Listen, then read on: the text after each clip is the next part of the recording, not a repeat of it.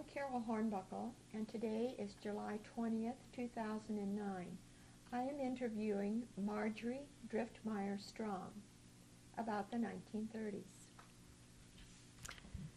Margery, you were born in Clarinda, you said. When did your family move to Shenandoah?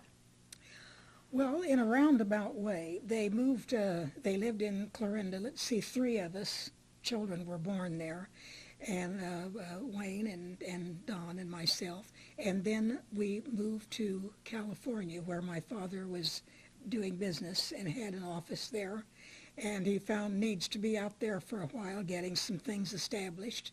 So we moved to California.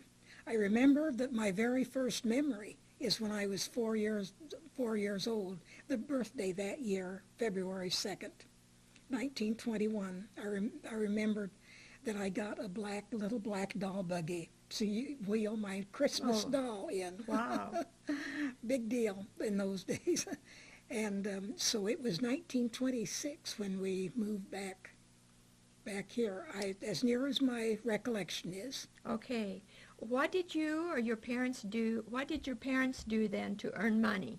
And what was their work? Well, let's see. My father had a flag and decorating company, and that's what the business was, that he was in California part-time and in New York part-time, because they were put flags right along all the main streets. If you see those flags flying, and they have been set in the street, that was what he was doing. And then later they had some other in things that they invented that they made some money. And but they did come back to Shenandoah because of the critical surgery that my sister Lucille was facing, and that was an amputation of her leg in Iowa City. And so they came back, and they decided that all the family should come back and be supportive of Lucille. And and then relatives were here and everything, so it would be much easier for Lucille, who was about 14, I think 14 when this happened. Okay. Did your father continue in that kind of work? Well, he came back. He was in that for a while, because I don't remember much from these years because of my young age. But I do remember that Mother was alone, and that Mother was always having to get her checkbook straightened out for her, and the daughter, Margery, takes after her too. I don't care much for numbers. And Lucille, I remember being here and recovering and all, and I remember Dad being in and out from trips to New York and different places where he had to go. And I know so later on he owned some farmland. Because Because my family indeed. lived on that Yes, farm, one of the farms. We're old friends. These were just like younger sisters to me. They did live on the field, the Driftmeyer farm out there. But anyway, this was kind of the story. And then we were in Shenandoah. Then that's where I began to have memories, Okay. more memories. If when you were in school, what are some memories you have of school in Shenandoah? Well, I remember that I was the youngest one in the class. I was started at school when I was 4 and a half. Wow. And I was just 4 and a half in September when school started. And Mother, that left just one at home for Mother to take care of. And but very soon, after school started, I know Mother was broadcasting, and maybe I did something maybe some of your children did once. Somebody in the class wanted me to walk home with her. This was at noontime, walk home with her. And she says, and after we walk home, then I'll take you home. Well, little children don't know anything about distance to mount to anything. And came to me, 1 o'clock, no Margery. 2 o'clock, no Margery. By then the police had been alerted, and everybody was on the lookout for Margery. And I finally found my way home. But I was way on the other side of town. Oh, my. And And I just then I began to see something familiar, a house I remembered passing, and pretty soon I got on home. But I was just a little scamp, and I knew then I learned a lesson not to walk home from school with anybody. What school did you attend? Central School on Central Clorinda School. Avenue. Okay, just down the street. Just down the street from where I live now.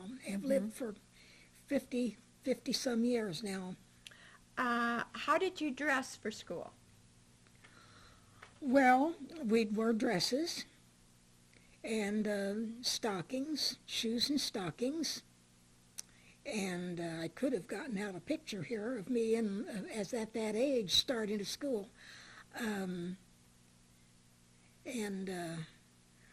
I remember Mother made a lot of our clothes because she just loved to sew.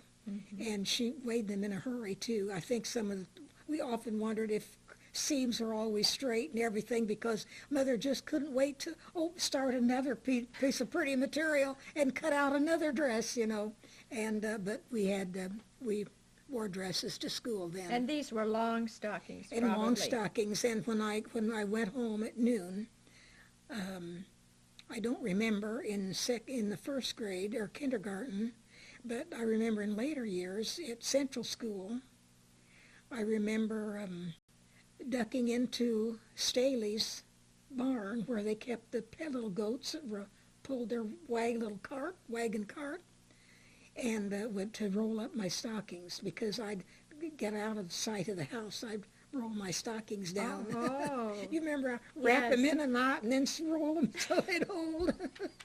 Oh, that was funny. Great fun. Tell us a little more about this barn with the goats and Well, that was Dr. Staley. He was a dentist, our dentist, and he lived down the street, or down the alley, we'd say, because where we lived, we bought a house that my parents had lived in previously before they moved to Clorinda. They lived in this house, and Frederick was born in this house. Well, when they came back, they couldn't get it right away. Somebody was occupying it, so they rented a house down on University. And then when it was available, then they moved back into that house and bought it so they could move back in. And then they moved to Clorinda after that. So anyway, there was some back and forth going on there. Right. Okay, what kind of games did you play in elementary school? Well, I don't so much remember schools playing games because this was the time when all the girls were learning jumping rope songs and things, and hopscotch and games like this. We wouldn't dream of playing with the boys, They couldn't get over on the girls' playground. They had to have their own sports. Oh, okay. But I remember this is about all we did. I could still remember some of the little jingles we would sing, when we jumped rope and then when we were allowed to bring our dolls to school, when we would have a show and tell, in those days, early show and tell, then we could walk our dolls. Wow. But this is about all I remember. I remember some of the teachers I had and various things they were well noted for, with the students, if not for the parents. But I remember different things we did in different classes. What do you remember about the weather in the 1930s? Well, mostly, of course, what I remember is when it was terribly, terribly hot, and when it was terribly dry. And we always would just hope there would be some rain. We hadn't yet brought in the fact that my mother was hurt in an automobile accident and was in a wheelchair. And she was walking for a while, but then she fell with her crutches and broke her hip, and then she couldn't walk again after that. But I just remember how hot it was and how my father was able to get, I think it may have been one of the first air conditioner type thing that I had ever seen, maybe the only one I ever knew of. But it was tall, and it was right in kind of in the middle or just off center of the living room.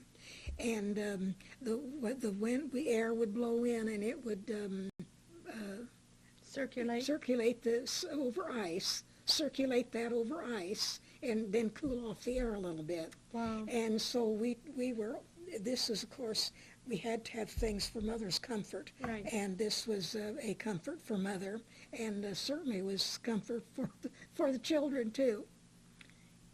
Did you do anything, did sleeping arrangements become different in that hot weather, or how did you cope with?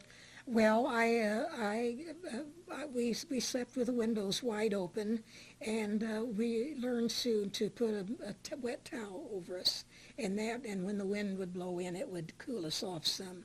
And also, I remember that we would get to go swimming twice a day.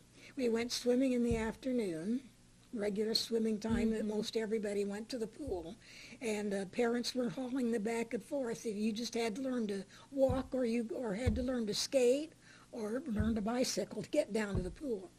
And then what was the other thing I was going to say? You were swimming twice a day. Twice a day. Then in the evening, we would go for a ride to cool off, and Dad would drive down to the swimming pool, and he would let us go in. We all had a family ticket, and we would go in the evening to get all wet and cool off good before we went home and went upstairs to bed.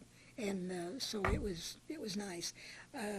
Mother went into the water. The swimming pool was just enormous, second largest in Iowa. I think the one at Camp Dodge was known to be bigger. It was in Des Moines.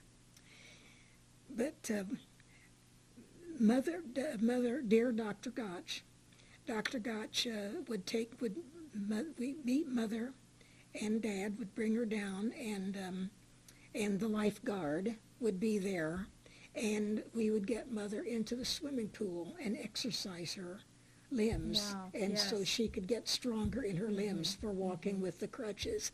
And so we thought that was great that we got to go in again, sometimes for a ride, and sometimes when the Dr. Gotch would come down and help Mother, and the Miss Orr, what was her first name? Orr was her last name, and she was a marvelous lifeguard for several years, I remember. We just loved her. She was so good. Do you have any particular memories about the drought? Oh, yes, I was going to bring that up. It was so terribly hot. And then I remember how dry and the dust blowing and everything, but we didn't really understand so much about climate like you do now. Children can learn about the climate very young, and with television and all, and the kind of reports we get, they can understand it very quickly. But we didn't. We just were very watchful, and I know we were never afraid of a tornado coming through, because we heard the story that when the people from Shenandoah were first coming to establish a town, that there were some Indians in the area then, or occasionally would come, and they said this was a good place, no big wind. And it's true, we've had, probably now by the time this is heard, maybe we've had a tornado go whip through Shenandoah.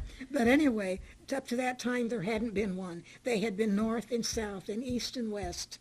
And we were very careful about storms. My father was just really frightened of storms, and we didn't have alarms in those days for a whistle. If it was a really bad storm coming and we knew of it some way or other, the church bells would ring. People would get down to their churches, and they would ring bells. And I know the Fisher girls, Gretchen, Mary, and Louise, our cousins, they just loved to come to the Drifties. They said, go to the Drifties if there was going to be a storm, because it was the most exciting time they ever had, because Dad would yell for everyone to come to the basement.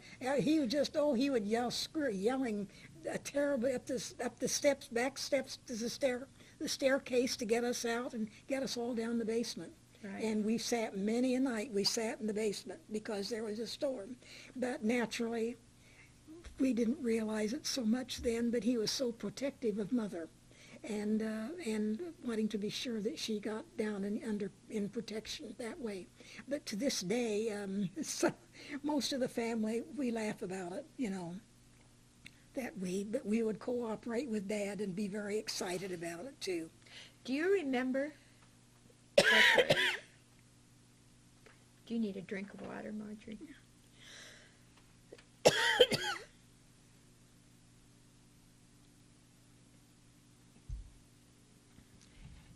Do you remember having to be careful about the water usage during those times? No, I don't remember much about it.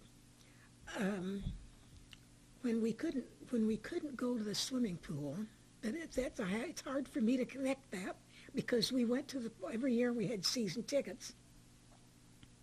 So I can't imagine why we didn't go to the swimming pool, but I remember going in the backyard and that we would turn on the hoses on each other, and Mother would say, "Come and get me, come and get me." And we'd wheel her out into the backyard, and she would have an old house dress on, and we would squirt water all over her. And she said, "Oh, this is such a joy for me, for somebody who was not unable to get into a bathtub, and you have to have hand baths, you know." This was just, she thought that was such fun. My heavens. I would not have thought of that, but I'm sure it was. Well, I haven't thought of it for years. Well, good. We're getting you to It brings back lots of memories. Do you remember your family having to make any changes because of the bad economy in the 30s? Yes, I do remember some things. I remember that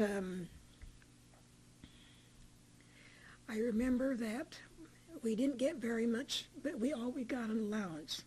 But it may have been just a nickel or a dime on some of those times. Must have been pretty bad. And sometimes we would miss things. But Mother made, and Dad too, but particularly Mother was the motivator for entertainment for the family.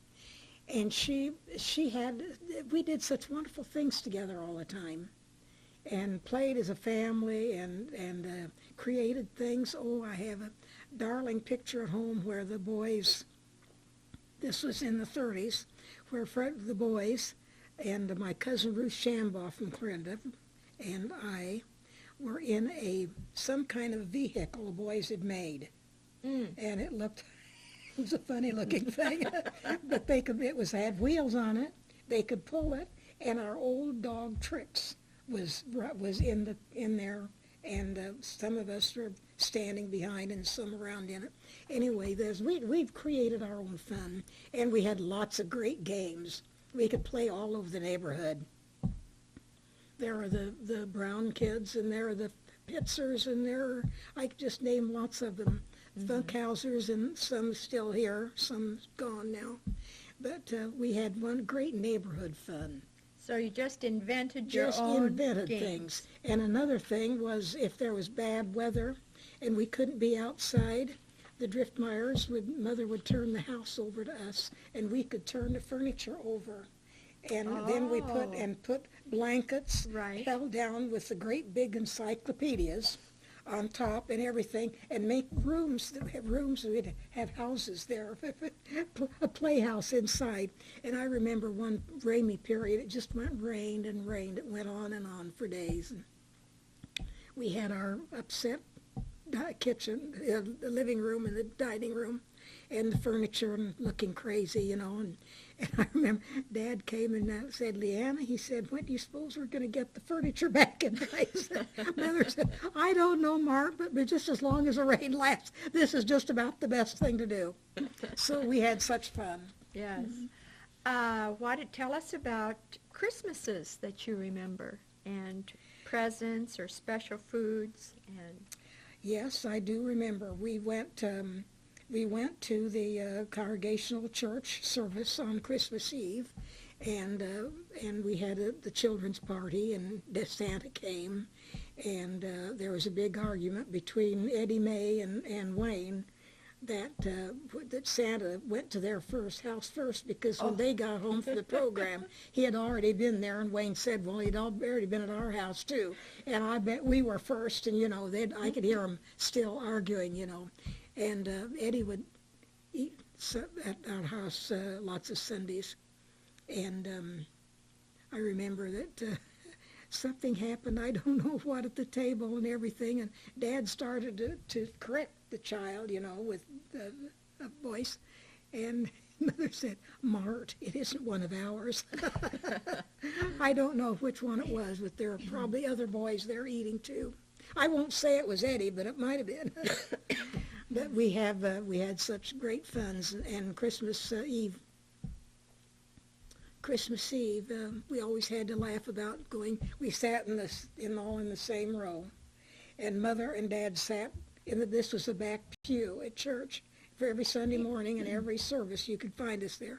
And Mother rolled her wheelchair there behind the back row, and Dad always went into the choir room where the robes were to bring his chair out to sit there with Mother. And then we children sat in the line. We filled up the pew, in front there. And I remember Christmases, we would, sometimes we knew who had come to help Santa, and sometimes we didn't, depended upon our age and all. But it was a great time, always celebrated, enjoyed so much. We had Christmas gift exchange in the Christmas Eve. And I know many families have it always Christmas morning, but in our family it was always Christmas Eve after church. Then we came home and opened the gifts. Do you remember any particular gifts in that period that were special? Yes, I have a very, very interesting gift. During the Depression, this first Depression of the 30s, I had a doll. I think I had a new doll that Christmas, or I may have had another doll. The dolls just were not too important in this particular thing, except for the fact that I always was a sleepyhead, and I was kind of hard to get me up Sunday morning. You could threaten me with the funny papers will be gone and this and that, everything, but I was lazy girl getting out of bed. And I'd get up in the morning, and this morning I got up early, out of character. I got up early and I went downstairs, and the dining room table was just covered with doll clothes. The most elaborate doll clothes I ever saw in my life. Little coats with fur on them. Wow. Little bunny shoes. Just beautiful embroidery and beautiful. They just were gorgeous things. Because I guess I wasn't getting a new doll. I don't remember all this so much about the doll. It's the clothes I think of. And so, but they had been, every night they'd been working after I went to bed. Mother and Lucille and Dorothy had been working on these clothes for my old doll. And because I couldn't buy anything much that year. And so Mother said, the different ones, in a family, everybody has their own impression of what the story. And sometimes mine don't agree with somebody else's, but it's the memories. That doesn't make any difference. If they're a little different, that's right. The thing that fed your brain, But anyway, I've remembered that I looked and saw them and went right by, and looked sided, glanced at, like this, and went right by, and didn't tell Mother didn't tell the family until I was 18, had my 18th birthday, that I saw those that year, but I didn't say anything. Now, Lucille's memory was that Mother followed me quickly and told me, don't look at that, don't tell anybody, the girls had worked so hard. But I was just a little girl, but I didn't tell. My mother told me not to tell, so I didn't tell. I didn't tell until later. How did you celebrate birthdays? Birthdays, well, we always had a party. Had a birthday party, and we sang kind of had a birthday about about every Saturday because Mother had a birthday party for children in Radioland. And the ones that would come to visit, everything was live then, and they had the big auditorium there, and the door opened. It went up here on the north side to get up to the stage and everything. And one of my jobs from the time I was about 5 years old was to go down and invite little children to come up and sit on the stage with us while we had the birthday party. And and then I would sing Happy Birthday, and we had a little verse we sang that we said afterwards. And all of our lives, every one of us have said it all through these many years. And I'm 88 now. So what is the verse? We'd sing Happy Birthday, and then many happy returns of the day of thy birth. May sunshine and gladness be given, and may the dear Father prepare us on earth for a beautiful birthday in heaven. And I said that every Saturday. Now, we probably should interject here that Margery's mother was Leanna Field Driftmeyer, who started the Kitchen Clatter program, a daily homemaking program on the early radio in Shenandoah. Any memories of the CC camps or anything in Shenandoah? Yes, I remember that. That was in the 30's, or late 30's. And I remember that because there are lots of buildings down on what we call the highway, 59 highway there at the edge of town. I remember all those little buildings there. And I remember mostly after they left, that people bought those little buildings and moved little houses and moved them on to their own lots that they bought. And because this was right after the war then, that they needed more housing in Shenandoah. Right. And I could go around and I could show you some. Wow, I know. I did not know that. I've never heard that.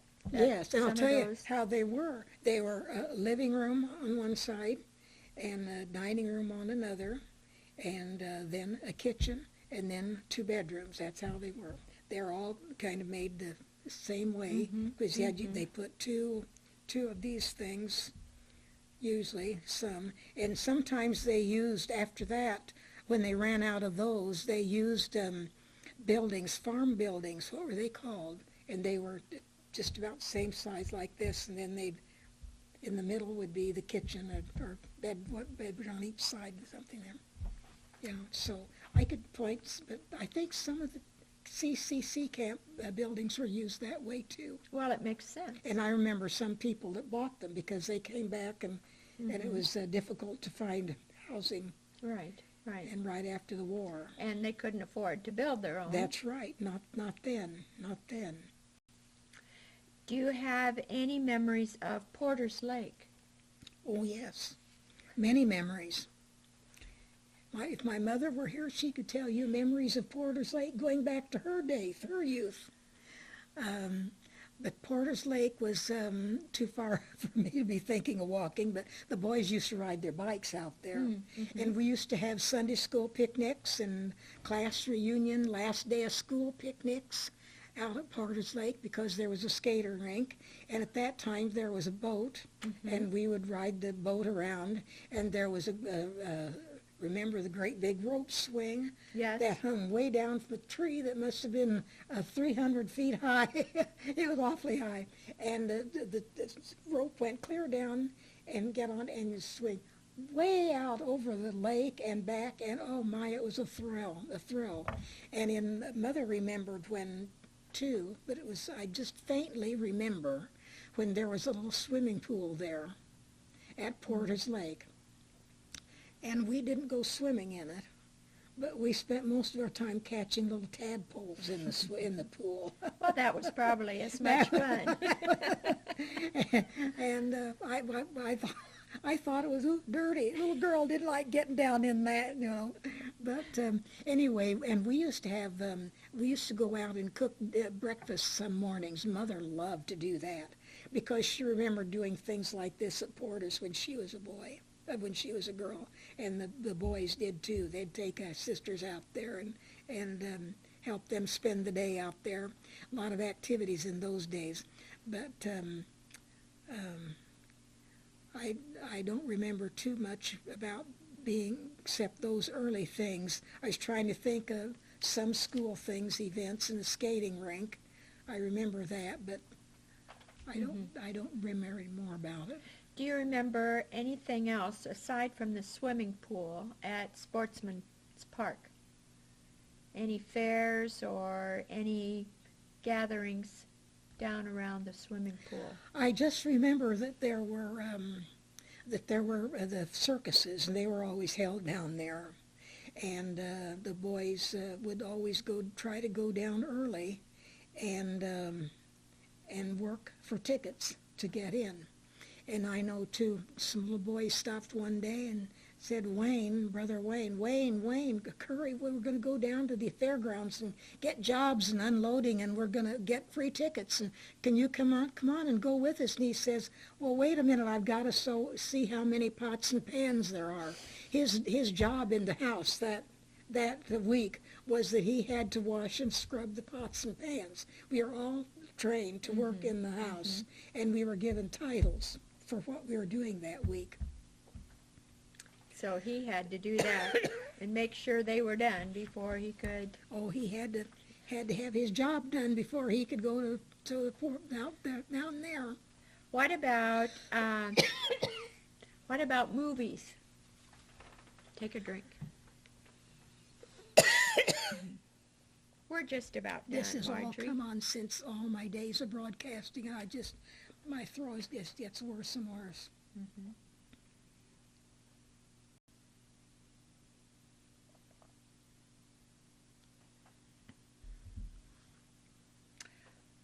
All right. Anything about movies? About movies, yes. Mother enjoyed going to the movies if they were comedies. She didn't want to watch anything serious, but she liked to be entertained. And some of the I can't even think of some of those characters are so it's at times, so much time has gone past I can't remember their names. The dancer, Fred. Oh, Fred Astaire? Yes, Fred Astaire. Oh, she loved to watch him dance, and we used to take Mother whenever she wanted to go. They had In the 30's, was there a movie theater in town, or did you see them? Let's see. When did I go to my first movie? Well, there were some theaters. I think I went to my first. I remember the first Shirley Temple movie I went to. A girl I ran into her the other day out at the therapist's office, and she was there to get some bones massaged too, and she had called me one Sunday and asked me if I would go to the show with her, and she told me it was a Shirley Temple, that little new star. And I said, oh, I'd love to. So I asked if I might, and my parents said yes, that would be all right. And we were old enough to walk down by ourselves and all. And I think possibly I was in junior high. I'm not just sure when those started. And so we didn't come home. And my parents were getting just terribly frightened. What happened? We went at 1 o'clock, and it was 9. Oh, and my heavens, Margery. Where I thought in my mind it was 9. That may have not been that late. And so pretty soon the light came on. Someone opened the curtain, walked down there, and it was my father looking for us. And he said, oh, he was so frightened for his girl. And but we'd seen it for the 3rd time. Oh. Now, there is a difference. You see, now you go at noon or go when it opens, and as soon as that show's over, everybody have to clear out the room, and start over. New tickets, new people fill the seats, and that's the way it is now. But those days, you could go and see it 3 times. You never had to move. You could just sit there and watch it. We were starting to recite the lines with her, I think. You were truly enamored of, Yes, we were. of that movie. Is there any one thing from the 30s that had a profound effect on you that you've never forgotten? Well, the important thing that we children would never ever forget, and that is when our mother was so injured in her automobile accident, and it was one of those freak accidents where a man coming down a hill, or a lady, I don't know which it was, coming down, and Dad was coming this way, and this man saw a car coming and didn't know if it was going to stop or not, and he swung right over and in front, hit Dad head on, swung out right out there, and Mother wasn't expected to live, and some of us didn't know it, and for a while anyway, until people started seeing us and talking to us on the phone or whatever. But we knew then. I think one of the things that has been the strengthener for our family is that we knew that we had to be kind and thoughtful of one another. Maybe it hit harder home than in other families, I don't know. Because of this, I always felt our first thought was of Mother. Whatever we did, we did it for Mother. And we were just always very, very careful. And I think my father said to us at one time or another during, don't know just the pinpoint when, but I'm sure that he said, be very, very careful with your mother and be very good. You wouldn't want to hurt your mother's feelings, and you wouldn't want to hurt her.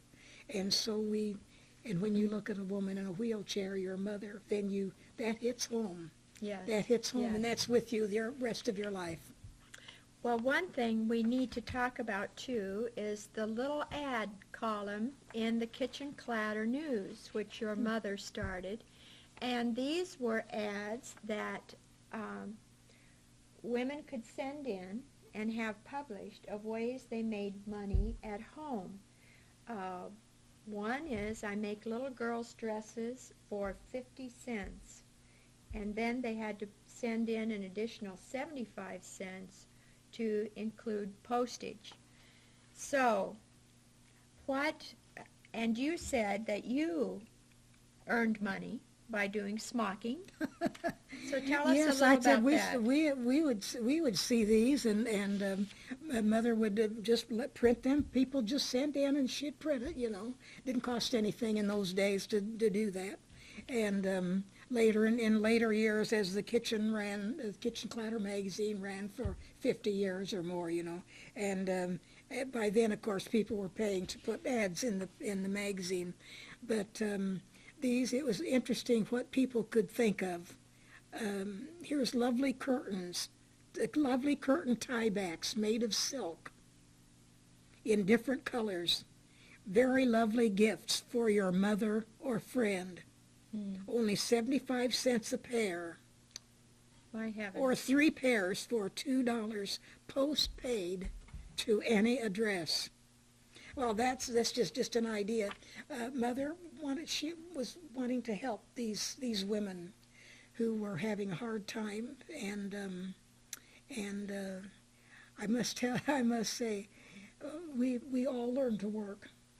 And when our son went in his seminary, in his first year at seminary, and they said they were talking in one of the classes about women's lib. What about the women's lib? And Martin said, well, I don't know, what is this all about? He said, I don't know. Every woman in our family works, and we did. I mean, the youngest wives working, you have some kind of a job, and you work and you think of ways to help with the income. And this was what those women were doing. They were helping. The money was needed, and so they were helping to take care of that. And I know when I have ran an ad in here once, this was the years later, back in the 50s or 60s, and I ran an ad in there, and my goodness, I took in enough money to buy any of the groceries I wanted to buy, or even splurge a little on things I might hesitate Right, spending. right. Well, Very interesting, very interesting. Yeah. Can you think of anything else you want to add about the 30s? Well, I think that that everybody was. One thing is, we didn't realize that we were badly hurt by all this talk about that, because our life went on pretty much the same. Maybe fewer clothes were bought. Maybe we ended up putting some cardboard down in our shoes where a hole would work, you know, and or some way. But we it didn't hit us terribly hard. Nobody was going on vacations. I knew one family. I heard they're going to Estes Park, and I was just flabbergasted that anybody would be going away like that for a trip, and because we didn't do that in our family, and it just seemed that we just took everything in stride. I know about meals that we think of this: a can of salmon was 10 cents, and we laughed when we went down to Mother was going to make her wonderful salmon cakes that we just loved, been baked, and and I said, and I was kind of embarrassed because my friends were saying that had to go get some salmon for the cat. The cat loved salmon. We were buying it for the table, you know. Mother could think of wonderful things to make with salmon, you know. And I know when we were going to have coming up to the table was mush. One night a week we had mush, and the next morning we had fried mush with syrup. Okay, Now, I think you probably need to explain what mush is, because some people listening to this tape will not know what mush well, is. it's just ground cornmeal, and Mother Water or milk. yeah, you cooked it, you made it, and then in the next morning you made it in a loaf, and the next morning then you sliced off and fried it in nice butter, bacon scrap, Lard or fat. fried it, fat, and syrup, and it was just very good. We liked that, you know, but we didn't like it. Mother knew we didn't like it, and all that meal she'd recite poetry. She could recite more Eugene Field poems. I didn't know there were so many, and Mother knew them all because they recited them in their home. And so that's how we could laugh in later years and say, well, I wonder if this is going to be a Eugene Field night, you know. Yeah. Well, I want to thank you very much, and we have been interviewing Margery Driftmeyer Strom.